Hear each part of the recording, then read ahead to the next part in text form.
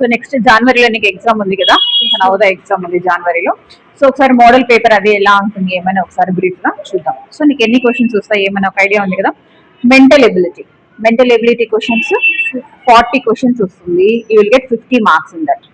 Arithmetic maths లో 20 questions వస్తాయి, 25 marks. Language English language 25 marks, 20 questions 25 marks, total 100 marks ఉంటుంది అనమాట. So will see the question paper pattern first.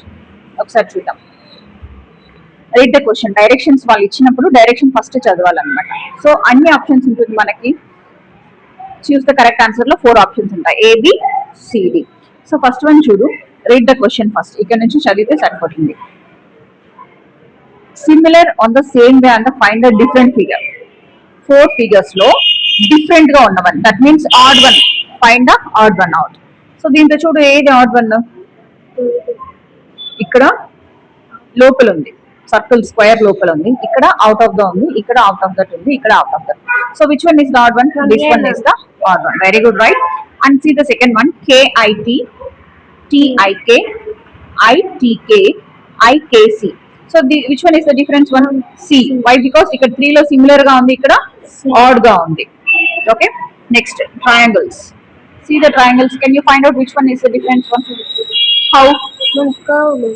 Curve. Very good. ఇక్కడ అన్ని కూడా squares ఉన్నాయి కాలమ్స్ లోపల, ఇక్కడ ఒకటి మాత్రమే కర్వ్ ఉంది. So will see the last one. అన్ని కూడా ఇన్నర్ నుంచి లోపలికి ఏరోస్ ఉన్నాయి. ఇది ఒకటి సర్కిల్ కూడా బయటే ఉంది, ఏరో లోపలికి ఉంది. So this one is the odd one. So find the odd one అనేది 4 క్వశ్చన్స్ వస్తాయి. And next see the second one.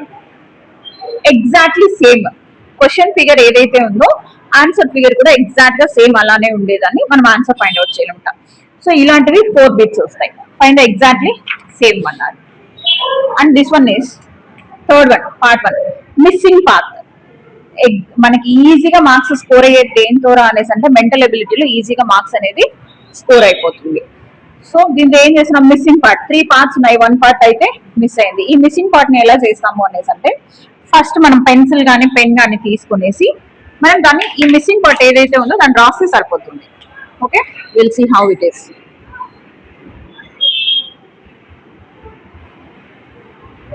Same figure ఎక్కడ ఉందో ఫైండ్ అవుట్ చేసి టిక్ చేస్తే సరిపోతుంది. Understand? So don't get confuse. Figures అన్ని ఒకేలాగానే ఉన్నాయి. ఏరోస్ ఎలా ఉన్నాయి? 2 ఏరోస్ లోపలికి ఉన్నాయి, అన్ని ఏరోస్ లోపలికి ఉండాలి. అండర్స్టాండ్? అర్థమైందా? మైన్యూట్ గా ఉంటుంది మెంటల్ ఎబిలిటీ అంటే. అన్ని స్ట్రాంగ్ గా నువ్వు కాన్సన్ట్రేషన్ గా ఆలోచించి రాయాల్సింది. ఇక్కడ ఏమవుతాను చూడు, అన్ని ఏరోస్ లోపలికి ఉన్నాయి. నువ్వు చూపించింది ఎలా ఉంది? 2 ఏరోస్ ఇన్ ఉంది, 2 ఏరోస్ అవుట్ ఉంది. So this is wrong answer. B is the right answer. Understand? And same ఇక్కడ కూడా ఈ ఫిగర్ ని నువ్వు డ్రా చేసుకున్నావు అంటే you will get easily answers. Okay, dots కూడా కౌంట్ చేసుకోవాలి. లోపల ఎన్ని డాట్స్ ఉన్నాయో కూడా కౌంట్ చేసుకోవాలి. మెంటల్ ఎబిలిటీ చేసేటప్పుడు అంత షార్ప్ గా ఉండాలన్నమాట. అండర్స్టాండ్? సో ఇది ఒక type of question. And next will go for the 4th one. ఇక్కడ ఏమి ఇచ్చాడు? Question dot. First question, second one, third one and what will be the 4th one? First one 0 ఇచ్చారు, తర్వాత 0x, తర్వాత OXO. Next one ఏమొస్తుంది? Again we will get 1 into. So downward లోనే రావాలి first. So కాబట్టి ఇలాంటిది ఒక ప్యాటర్న్ ఉంటుంది. Which one is next one? పైన సారీ అప్ సైడ్ చూసాను, డౌన్వర్డ్. అప్ నెక్స్ట్ ఫిగర్ ఏమొస్తుంది? Downward. What will come next అనేది you have to guess. Understand?